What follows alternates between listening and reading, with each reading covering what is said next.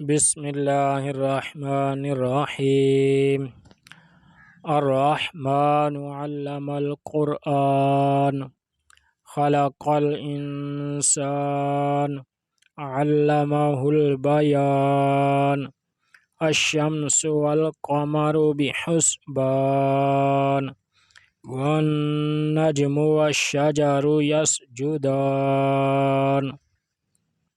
والسماء رفعها ووضع الميزان، ألا تطغوا في الميزان، وأقيموا الوزن بالقسط ولا تخسروا الميزان. والأرض وضعها للأنام، فيها فاكهة والنخل ذات الأكمام، والحب ذو العصف والريحان. فبأي آلاء ربكما تكذبان؟ خلق الإنسان من صلصال كالفخار، وخلق الجان من مارج من نار. فبأي آلاء ربكما تكذبان؟ رب المشرقين ورب المغربين، فبأي آلاء ربكما تكذبان؟ مرج البحرين يلتقيان، بينهما برزخ لا يبغيان. فبأي آلاء ربكما تكذبان؟ يخرج منهما اللؤلؤ والمرجان. فبأي آلاء ربكما تكذبان؟ وله الجوار المنشآت في البحر كالأعلام. فبأي آلاء ربكما تكذبان؟ كل من عليها فان، ويبقى وجه ربك ذو الجلال والإكرام. فبأي آلاء ربكما تكذبان؟ يسأله من في السماوات والأرض، كل يوم هو في شأن. فبأي آلاء ربكما تكذبان؟ سنفرغ لكم أيها الثقلان. فبأي آلاء ربكما تكذبان؟ يا معشر الجن والإنس إن استطعتم أن تنفذوا من أقطار السماوات والأرض فانفذوا، لا تنفذون إلا بسلطان. فبأي آلاء ربكما تكذبان؟ يرسل عليكما شواظ من نار ونحاس فلا تنتصران. فبأي آلاء ربكما تكذبان؟ فإذا انشقت السماء فكانت وردة كالدهان. فبأي آلاء ربكما تكذبان؟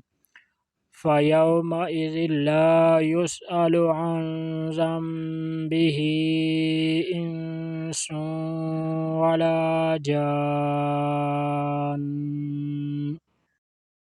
فبأي آلاء ربكما تكذبان يعرف المجرمون بسيماهم فيؤخذ بالنواصي والأقدام فبأي آلاء ربكما تكذبان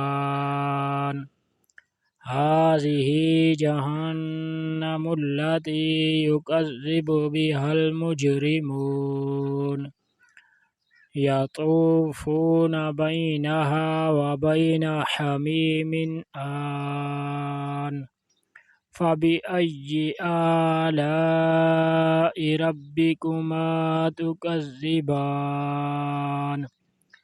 ولمن خاف مقام ربه جنتان فبأي آلاء ربكما تكذبان ذواتا أفنان فبأي آلاء ربكما تكذبان فيهما عينان تجريان فبأي آلاء ربكما تكذبان فيهما من كل فاكهة زوجان فبأي آلاء ربكما تكذبان متكئين على فرش بطائنها من استبرق وجنى الجنتين دان فبأي آلاء ربكما تكذبان فيهن قاصرات الطرف لم يطمثهن إنس قبلهم ولا جان فبأي آلاء ربكما تكذبان كأنهن الياقوت والمرجان فبأي آلاء ربكما تكذبان هل جزاء الإحسان إلا الإحسان فبأي آلاء ربكما تكذبان ومن دونهما جنتان فبأي آلاء ربكما تكذبان مدهامتان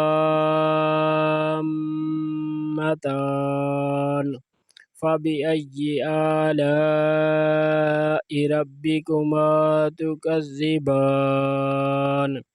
فيهما عينان نضاختان فبأي آلاء ربكما تكذبان فيهما فاكهة ونخل ورمان